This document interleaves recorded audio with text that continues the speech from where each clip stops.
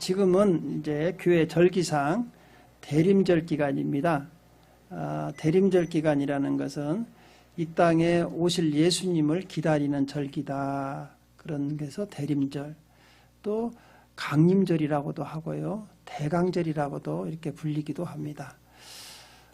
우리 첫사람의 아담과 하와가 하나님의 말씀에 불순종하고 죄를 지음으로써 이 땅에는 죄와 저주가 들어왔습니다. 그 결과 로마서 5장 12절에는 우리에게 이렇게 말씀하고 있습니다. 그러므로 한 사람으로 말미암아 죄가 세상에 들어오고 죄로 말미암아 사망이 들어왔느니 이와 같이 모든 사람이 죄를 지었으므로 사망이 모든 사람에게 이르렀느니라 그랬습니다. 하나님께서는 우리 인간을 하나님의 형상대로 만드시고 에덴 동산에서 아주 행복하게 살게 하셨습니다. 그러나 첫사람의 아담과 하와가 사단의 유혹에 넘어감으로 하나님이 금하신 그 말씀에 불순종하게 됨으로써 죄가 들어오고 또 죄의 싹슨 사망이 우리에게 찾아왔다는 것이죠. 그래서 하나님께서는 우리를 이 죄와 사망에서 구원하시기를 원하셨어요. 그래서 어떻게 구원할까 이렇게 계획을 세우시다가 창세기 3장 15절에 보니까 이렇게 말씀하십니다. 내가 너로 여자와 원수가 되게 하고 내 후손도 여자의 후손과 원수가 되게 하리니 여자의 후손은 내 머리를 상하게 할 것이요 너는 그의 발꿈치를 상하게 할 것이니라 그랬습니다.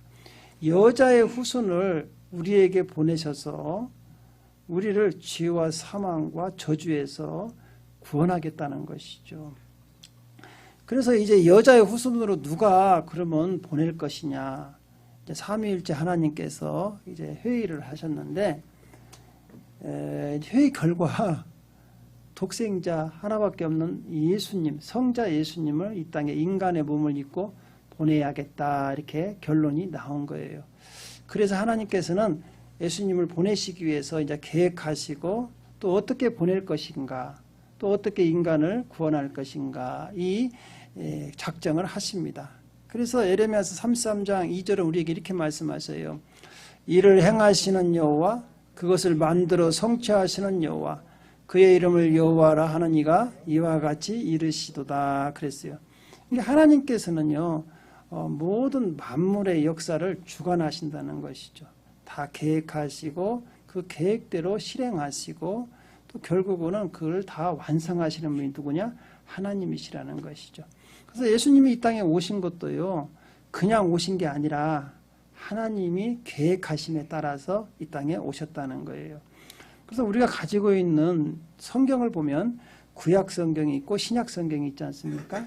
그래서 구약 성경은 우리 인류를 구원할 메시아가 어떻게 오실 것이다, 이거에 대해서 다 예언해 놓은 것이죠. 그래서 오늘은 우리를 구원하러 오신 예수님이 어떻게 우리에게 찾아오시게 된 것과 또 다시 오실 예수님은 어느 때 오시는가에 대해서 우리가 한번 살펴보면서 은혜를 나누려고 합니다. 첫 번째로는 이제 우리 예수님을 인간의 몸을 입혀서 이 땅에 보내시기로 작정하시고 그러면 누구에서 어디에서 태어나게 할 거냐. 그래서 지금으로부터 약 4,000년 전에 아브라함을 갓데아 우르에서 불러냅니다. 택하시고. 그런데 아브라함이 하나님 말씀에 또 순종하고 따라와요. 또 믿게 하시고 아브라함이 하나님을 믿음의 의로 여김을 받고 믿음의 조상이 됩니다. 그래서 아브라함에게 하나님께서 이렇게 말씀해요. 네 씨 중에 인류를 구원하여서 모든 인류가 다 복받는 그 메시아를 보내겠다 이렇게 약속을 하세요. 우리 창세기 22장 18절 한번 읽어보겠습니다. 또 내 씨로 말미암아 천하 만민이 복을 받으리니 이는 내가 나의 말을 준행하였음이라 하셨다 하니라 그랬습니다. 아브라함이 후손으로 온다는 것이죠. 그리고 또 우리 주님께서는 또 이 땅을 어떻게 다스릴 것인가. 자, 주님이 이 땅에 왕으로 오시는데 어떤 왕으로 오시느냐? 평화의 왕으로 오시는데 왕이 되려면 그 선조가 왕이 하잖아요. 그래야 후손도 왕이 될 수 있으니까. 그래서 우리 하나님께서는 다윗을, 하나님을 사랑하는 다윗이 왕위에 올랐잖아요. 그 왕자를 이어서 우리 예수님이 다윗의 후손으로 이 땅에 오셔서 평화의 왕이 될 것이다. 이렇게 또 말씀하세요. 우리 이사야서 9장 6절 7절 한번 같이 읽어보겠습니다. 이는 한 아기가 우리에게서 낳고 한 아들을 우리에게 주신 바 되었는데 그의 어깨에는 정사를 메었고 그의 이름은 기묘자라 모사라 전능하신 하나님이라 영존하시는 아버지라 평강의 왕이라 할 것임이라. 그 정사와 평강의 더함이 무궁하며 또 다윗의 왕자와 그의 나라에 군림하여 그 나라를 굳게 세우고 지금 이후로 영원히 정의와 공의로 그를 보존하실 것이라. 만군의 여호와의 열심히 이를 이루시리라. 그러니까 우리 예수님은 왕이신데 어떤 후손으로 온 거냐? 다윗의 왕의 후손으로 온다는 것이죠. 이 땅에 오셔서 어떻게 다스리느냐? 평화의 왕으로서, 무력이 아니라 사랑의 왕이고 평화의 왕으로서 공의와 정의로 이 나라를 다스릴 것이다. 이렇게 말씀하십니다. 그리고 또 구약 성경에 보니까 이사야 선지자는요, 예수님이 오시기 전에 약 700년 전에 살았던 선지자인데 예수님이 어떻게 태어나실 것인가, 그거에 대해서 우리에게 말씀하고 있어요. 우리 이사야서 7장 14절 한번 같이 읽겠습니다. 그러므로 주께서 친히 징조를 너희에게 주실 것이라. 보라, 처녀가 잉태하여 아들을 낳을 것이요 그의 이름을 임마누엘이라 하리라.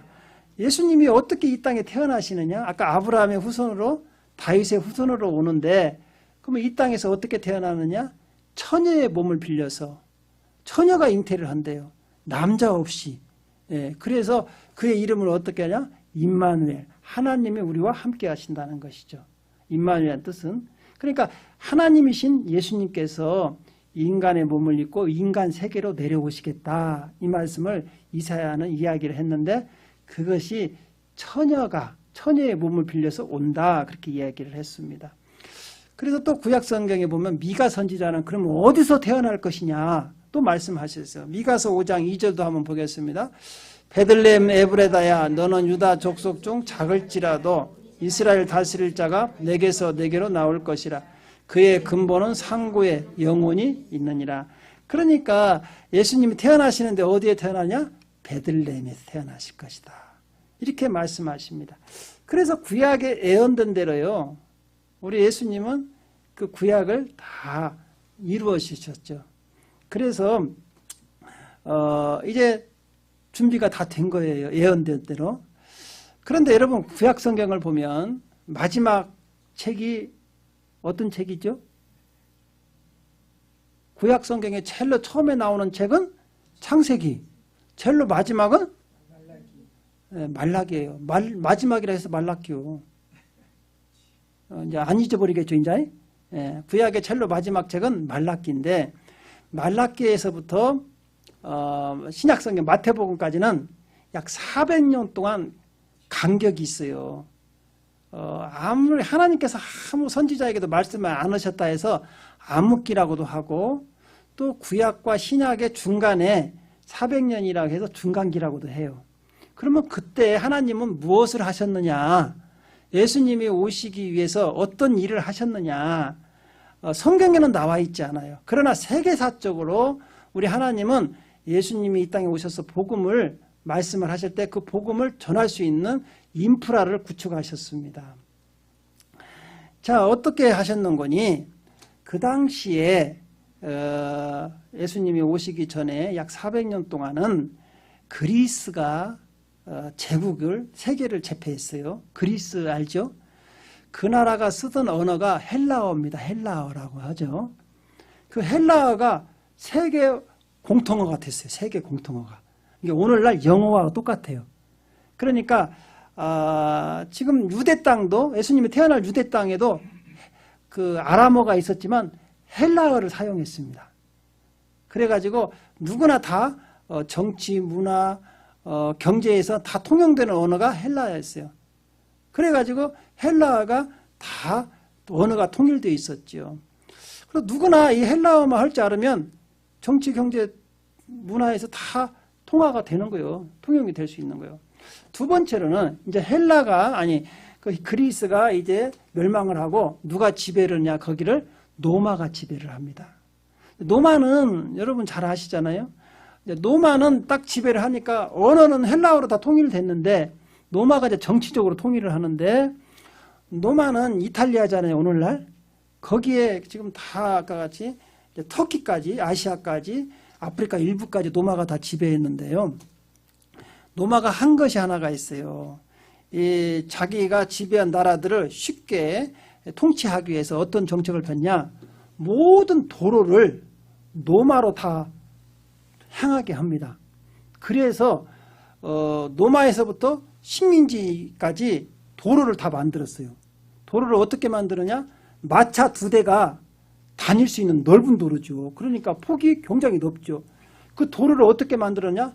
그 당시에 뭐 아스팔트가 없으니까 돌로 다 깔았어요. 돌로. 다 포장도로를 만든 거예요. 그러니까 어떤 반란이 일어났다든가 군대를 출동시켜야 할 일이 있으면 이 도로가 잘 닦여 있잖아요. 그 군인들을 아주 신속하게 이동시키기 위해서 그 도로를 만들었어요. 그래서 우리가 옛말에 이런 말이 있잖아요. 모든 길은 어디로 통한다? 노마로 통한다. 그래서 모든 길이 다 노마로 이렇게 집중되어 있는 거예요. 그래서 노마가 자기가 지배하고 온 나라들을 통치를 쉽게 하기 위해서, 군대를 빨리 파송하기 위해서 만든 거예요. 그렇지만 노마는 그렇게 해서 만드는 도로를 통해서 복음이 아주 급속도로 세계로 확산되는 아주 그 역할을 하죠. 그 당시에 또 하나가 있어요. 노마는 아주 그 당시에 노마가 지배하고 올 때는요, 전 세계에 아주 평화, 팍스 노마라고 하잖아요. 평화로운 노마다. 그래서 오늘날은 뭐 팍스 아메리카 그잖아요. 평화를 상징하는 아메리카. 그래서 노마도 그 당시에는 그런 정책을 폈어요. 그래가지고 노마는요, 여행이 자유로웠어요. 노마 제국에 어디든지 자유롭게 여행할 수가 있었고요. 또 노마는 아주 평화롭게 어떤 종교도 자유를 다 주었습니다. 그래서 다 어떤 종교를 믿어도 상관하지 않았어요. 다 자기들이 종교의 자유를 주었어요.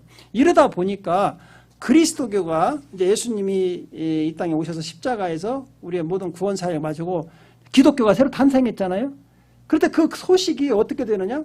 종교의 자유가 있으니까 누구든지 가서 전할 수 있고, 또 헬라어가 통일되어 있기 때문에 언어로 누구든지 다 알아들을 수가 있고, 또 아까 노마가 또 도로를 다 만들어 놨기 때문에 쉽게 복음이 확산되는 계기가 된 거예요. 하나님께서 이처럼 예수님이 보내기 전에 모든 다 인프라를 구축해 놓은 것이죠. 그래서 이제 이 모든 것들이 준비가 되니까 신약 성경이 이제 마태복음에 보니까 이제 예수님을 보내기 전에 최종적으로 누구를 보내냐? 세례 요한을 보냅니다. 예수님보다 6개월 먼저 태어나가지고 그 세례 요한이 뭐서 와느냐? 이제 예수님이 오신다. 우리를 구원할 예수님이 오시는데 하나님의 아들이시다. 그분을 이제 맞이할 준비를 해라. 너희들 빨리 회개하고 마음을 예수님께 향하고 받아들일 준비를 해라. 이렇게 회개의 세례를 전하지요. 우리 누가복음 3장 3절에서 4절 한번 읽어보겠습니다. 요한이 요단강 부근 각처에 와서 죄사함을 받게 하는 회개의 세례를 전파하니 선지자 이사야의 책에 쓴 바 광야에서 외치는 자의 소리가 있어 이르되 너희는 주의 길을 준비하라. 그의 오실 길을 곧게 하라. 그랬습니다. 만왕의 왕이신 예수님께서 이 땅에 이제 임하시니까, 여러분 그렇잖아요. 어떤 사극에서도 보면 왕이 가기 전에 먼저 가서 앞에 가서 길을 닦는 사람이 있죠. 그래야 왕이 편안하게 길을 갈 수 있으니까. 마찬가지에 세례 요한은 그 역할을 한 거예요. 예수님이 이 땅에 오셔서 이제 복음을 전할 때 모든 백성들이 예수님의 복음을 쉽게 받아들일 수 있도록 마음의 죄들을 다 회개하라고 아주 길을 편안하게 닦은 역할을 했던 것이죠. 이제 드디어 예수님께서 이 땅에 태어나십니다. 갈라디아서 오늘 4장 4절에 보니까 때가 참에 그렇게 말씀하세요. 우리 같이 한번 읽어볼까요? 때가 참에 하나님이 그 아들을 보내사 여자에게 나게 하시고 율법 아래에게 나게 하신 것은, 그렇죠. 이제 하나님께서 이렇게 모든 계획을 세우시고 예수님을 보낼 준비가 다 완료되니까 그때 보냈다는 것이죠. 그래서 때가 참에, 그래서 때가 참에. 그래서 지금으로부터 2000년 전에 예수님께서 하나님의 계획하심에 따라서 이 땅에 오셨다는 것이죠. 이제 오셨는데 어떻게 태어나느냐? 여자에게서 태어났다는 거예요. 여자에게서. 아니 목사님 그러면 여자에게서 태어나지 남자에게서 태어나냐? 또 어떤 분은 또 이렇게 이야기하는데 이 말뜻은 그 뜻이 아니고 아까 창세기 3장 15절에 여자의 후손이 온다고 했잖아요. 예, 그게 말하면 무슨 뜻이냐면 아담의 후손이 아니라 여자, 처녀에게서 잉태한, 그러니까 아담의 죄를 이어받지 않은 새로운 인간이 온다는 거예요. 그게 어떻게 가능하냐? 아담이 한 사람이 범죄해서 온 인류가 다 죄인이잖아요. 그러니까 아담의 씨를 후손으로 오면 안 돼요. 예수님은 메시아가 될 수가 없어. 예수님은 죄가 없어야 우리의 구원자가 될 수가 있잖아요. 그래서 어떻게 오셨느냐? 여자에게 나게 하셨다. 그 뜻은 남자 없이 여자의 몸에, 아까 이사야가 예언했잖아요. 처녀가 잉태하여 아들을 낳을 것이다 그랬는데, 우리가 마태복음에 보니까 어떻게 처녀가 잉태하냐? 남자도 없이 성령으로 잉태됐다는 거예요. 우리 마태복음 1장 18절 한번 같이 읽어보겠습니다. 예수 그리스도의 나심은 이러하니라. 그의 어머니 마리아가 요셉과 약혼하고 동거하기 전에 성령으로 잉태된 것이 나타났더니. 그러니까 여러분, 우리가 하나님께서 창세기에 보면 우리 사람을 흙으로 만드시고 그 코에다가 생기를 불어넣었잖아요. 이 생기를 불어넣으시는 분이 누구냐? 성령 하나님이세요. 성령 하나님. 그러시니까 에스겔서 37장에도 마른 뼈에게 아주 생기를 불어넣어서 큰 군대를 만드는 게 성령이시라고. 그러니까 이 여자에게, 동정녀 마리아에게 성령께서 성령으로 잉태시키는 거야, 예수님을. 성령의 능력으로. 그래서 동정녀 마리아가 잉태가 된 거예요. 아이를 가진 것이죠. 그래서 예수님은 남자 없이 이 땅에 태어난 사람이에요. 그래야만이 예수님은 우리 똑같은 인간은 인간인데 뭐가 없다? 죄가 없어, 죄가. 그래서 히브리서 4장 15절은 우리에게 이렇게 말씀하시는 거예요. 시작. 우리에게 있는 대제사장은 우리의 연약함을 동정하지 못하실 리가 아니요 모든 일에 우리와 똑같으신 시험을 받으신 이르되 죄가 없으시냐. 죄가 있으면 예수님이 십자가 못 박혀 돌아가시면은 예수님 죄 때문에 돌아가신 거야. 그래서 구약에서 보면 우리 인간의 죄를 없애기 위해서 죄 없는 동물들이 대신 희생을 한 거예요. 그래서 예수님이 우리 인류의 죄를 없애기 위해서는 죄 있는 인간으로 오시면 안 된다는 것이죠. 그래서 성령으로 잉태되어서 이 땅에 오셔서 십자가에서 우리를 대신해서 죄의 싹슨 사망이니까 우리가 죽어야 할 죄를 대신해서 예수님이 십자가에서 죽으심으로 우리의 모든 죄를 다 속량해 주신 거예요. 그래서 주님께서 십자가 못 박혀 돌아가실 때 뭐라고 말씀하시는 거니? 내가 다 이루었다. 내가 다 너희들의 죄값을 치루었다. 갚았다. 그리고 돌아가신 거예요. 그래서 누구든지 지금부터요, 예수만 믿으면 여러분의 모든 죄는 다 용서함 받고 구원받습니다. 할렐루야? 예, 주의 이름을 부르는 자는 다 구원을 받는 거예요. 그래서 예수의 피가 우리의 모든 죄를 다 청산했기 때문에. 그리고 이처럼 구원의 길을 다 열어놓으시고, 그럼 구원받은 우리는 어떻게 되는 거냐? 하나님의 자녀로, 하나님의 양자가 될 수 있도록 예수님께서 길을 열어주셨다는 거예요. 우리 갈라디아서 4장 5절 6절도 한번 읽어보겠습니다. 율법 아래에 있는 자들을 속량하시고 우리로 아들의 명분을 얻게 하려 하심이라. 너희가 아들임으로 하나님이 그 아들을 영을 우리 마음 가운데 보내사 아빠 아버지라 부르게 하셨느니라. 그 아들의 영이 누구냐? 성령님이 우리 안을 인쳐주시고 우리가 하나님 자녀라는 것을 보증하시고 우리가 하나님을 아빠 아버지라고 부를 수 있도록 예수 그리스도의 피의 공로로 우리가 하나님의 자녀가 됐다는 거예요. 할렐루야? 예, 여러분 엄청난 우리는 축복입니다. 왜? 지금 우리는 이 땅에 살고 있지만 우리의 신분은 하늘에 있어요. 하나님의 자녀들이라는 것이죠. 그래서 주님께서 이제 우리 하나님의 자녀들 우리들을 영원히 하늘에 가서 살게 같이 살려고 예수님이 승천하시면서 그렇게 말씀하셨어요. 요한복음 14장에 보니까 내가 너희를 위해서 가서 처소를 예비하고 다시 오겠다 그렇게 말씀하셨어요. 그래서 주님은 부활하신 지 40일 만에 하늘로 승천하십니다. 그러면서 뭐라고 말씀하면 다시 데리러 올게 이렇게 재림을 약속하셨어요. 우리 사도행전 1장 11절도 한번 읽어보겠습니다. 이르되 갈리 사람들아 어찌하여 서서 하늘을 쳐다보느냐 너희 가운데서 하늘로 올리우신 이 예수는 하늘로 가심을 본 그대로 오시리라 하였느니라. 그러니까 예수님이 다시 오신다는 거예요. 그래서 2000년 전에 예수님은 초림이라고 하잖아요. 처음 오셨으니까. 예수님의 초림은 왜 오셨느냐? 우리를 구원하러 오셨어요. 그리고 예수님이 지금은 어디에 계시냐? 하늘에서 우리가 영원히 살 집을 지금 짓고 계신다고요. 그리고 그 집이 완성되면 우리를 다시 데리러 오신다. 이걸 갖다 재림이라고 그래요. 예수님의 재림이 이제 가까워졌는데 예수님의 재림 때는 어떤 때냐? 구원하러 오시는 게 아니라 그때는 심판하러 오신다. 심판. 이 세상을 심판하러 오셔요. 그래서 우리는 지금 어떤 때를 살고 있느냐? 주님의 재림의 때를 기다리며 살고 있는 성도들이라고요. 그래서 우리는 주님이 오실 때 재림 때 심판받지 않기 위해서 우리는 어떻게 해야 하느냐? 이걸 알아야죠. 그러면 목사님, 예수님의 재림의 때를 어떻게 알죠? 재림 때는 아무도 몰라요.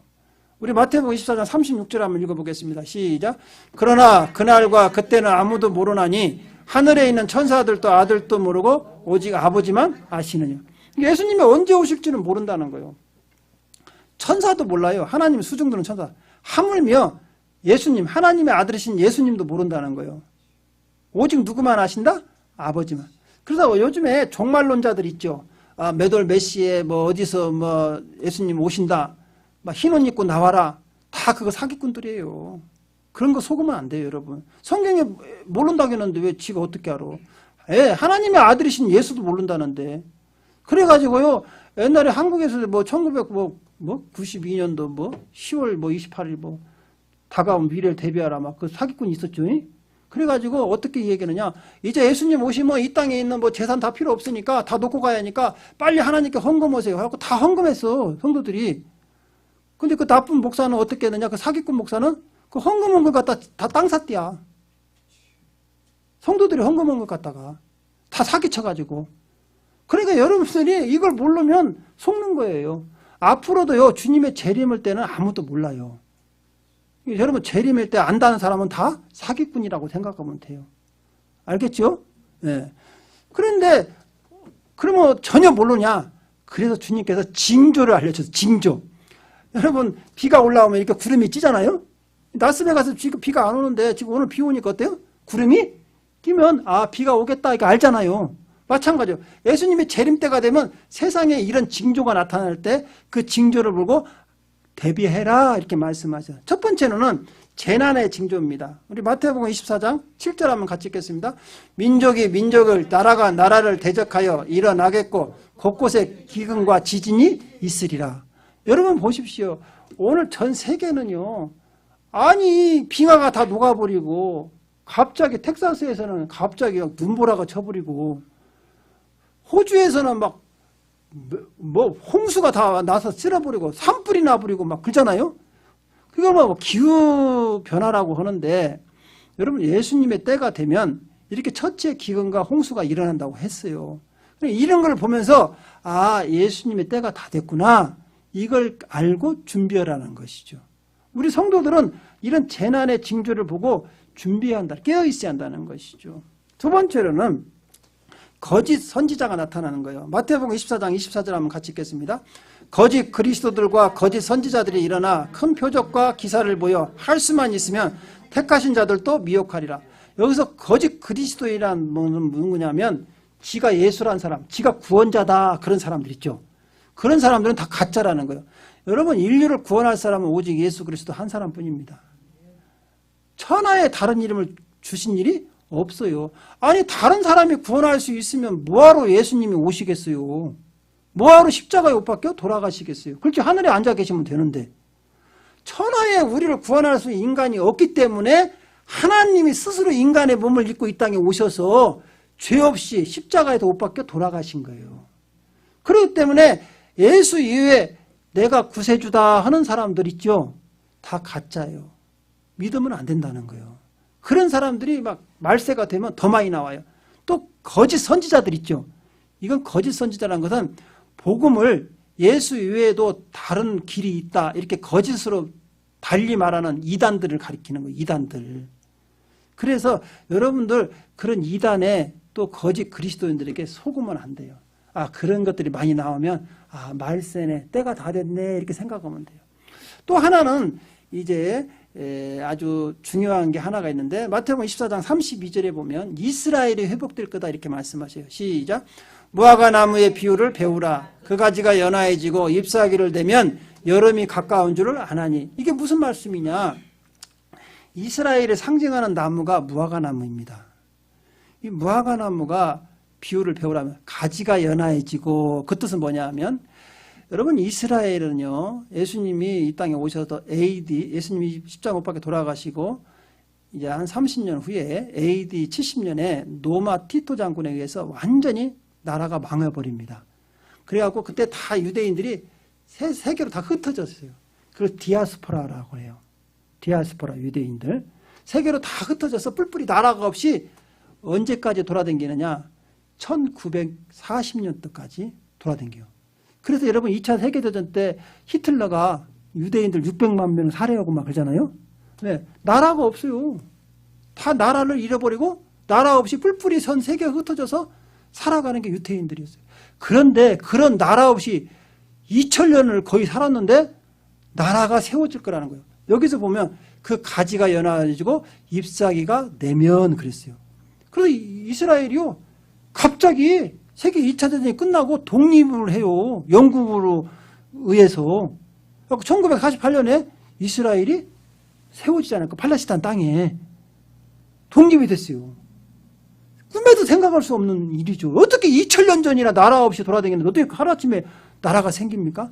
예수님께서 다 예언을 해놨어요. 무화과 나무의 비유를 배우라. 그러니까 그 가지가 연화해지고 이제 열매 맺을 때가 됐다는 것이죠. 그게 바로 예수님이 오실 때가 됐다는 거예요. 그래서 지금 그 이스라엘 독립된 지가 지금 거의 70년 돼가잖아요. 이제 예수님이 곧 오실 때가 됐다는 거예요. 또 한 가지 중요한 게 있어요. 마태복음 24장 14절 한번 읽어볼까요? 시작. 이 천국 복음이 모든 민족에게 증언되게 하여 온 세상에 전파되리니 그제야 끝이오라. 여러분 이 복음이 예수가 그리스도라는 복음이 전 세계에 다 퍼지면 그때는 끝이라 이거예요. 예수님이 오신다는 거예요. 직접 오신다는 거예요. 여러분 지금은 이 지구를 갖다가 지구촌이라고 하잖아요. 한 마을이에요. 오늘 여기서 일어난 일을 내일 새벽이면 지금도 저 한국에서 알 수 있어요. 그렇죠? 지금 카타르 뭐 축구하는 거 여러분 안방에서 다 보고 있잖아요. 다 알고 있잖아요. 이처럼 예수가 그리스도라는 것도 다 인공위성을 통해서 뭐 인터넷을 통해서 다 지금 세계로 전파되고 있다는 거예요. 저 아프리카에 전화가 없고 전기가 없는데도요. 인공위성을 통해 가지고 선교사들이 다 거기서 하나님 말씀을 듣고 배우고 복음을 전하고 있어요. 그러니까 지금 전 세계는요. 거의 다 복음이 땅끝까지 증거됐다는 걸 여러분 아셔야 돼요. 그러면 예수님께서 뭐라고 해요? 그때면 끝이다. 그래요. 세상이 이제 말세가 예수님이 오신다 이거예요. 그래서 우리는 지금 예수님의 재림의 때를 지금 맞이하고 살고 있는 거예요. 언제 오실지 몰라요. 또 그러니까 어떤 분들은 또 그래요. 아이고 목사님 그러면 예수님 오실 때가 되면 또 몇 년 더 있어야 하겠구만. 또 이렇게 생각하시면 그럴 수도 있어요. 그러나 여러분 종말이라는 것은 두 종류가 있어요. 예수님이 오셔서 이 세상이 망하는 때는 우주적인 종말이라고 그래. 그런데 예수님이 오시기 전에 내가 죽어서 예수님한테 가는 것을 개인적인 종말이라고 그래. 그러면 여러분 아니 예수님이 오시기 전에 여러분들이 먼저 죽을 수 있어요. 그래요 안 그래요? 그러다가 예수님 안 믿고 지옥 가버리면 어떻게 하려고? 그렇잖아요. 여러분 언제 죽을지 알아요? 나는 언제 죽을지 아는 사람? 모르죠. 모르지. 언젠가는 죽지만 언제 죽을지 몰라. 그 죽기 전에 우리는 뭐 해야 하느냐? 예수 그리스도를 믿고 하나님 자녀가 되어야 한다는 것이지. 할렐루야? 예. 그래서 예수님을 일단 믿었어요. 이렇게 하나님의 자녀가 되면 그러면 예수님이 오실 때 그 재림 때 지금 우리는 어떻게 하고 살아야 하느냐? 로마서 13장 11절에 14절 한번 같이 읽겠습니다. 또한 너희가 이 시기를 알거니와 자다가 깰 때가 벌써 되었으니 이는 이제 우리의 구원이 처음 믿을 때보다 가까웠습니다. 밤이 깊고 낮이 가까웠으니 그러므로 우리가 어둠의 일을 벗고 빛의 갑옷을 입자. 낮에와 같이 단정히 행하고 방탕하거나 술 취하지 말며 음란하거나 호색하지 말며 다투거나 시기하지 말고 오직 주 예수 그리스도를 옷 입고 정욕을 위하여 육체인의 일을 도모하지 말라. 여러분 구원받은 우리는 어떻게 살아야 하느냐? 지금 예수님이 곧 오신다는 거예요. 여러분 그 10처녀 비유 아시잖아요. 5처녀는 깨어있어 있다가 기름 다 준비하고 있다가 주님 오셨을 때 다 천국에 들어갔지만 그 5처녀 미래나 5처녀는 기름이 없었어요. 잠자다가 다 못 들어갔어요. 마찬가지예요. 지금 우리가 구원받았지만 우리가 이처럼 영적으로 잠들어 있으면 안 된다는 것이죠. 사랑하는 성도 여러분, 지금은 재림의 때가 우리가 꽉 차 있습니다.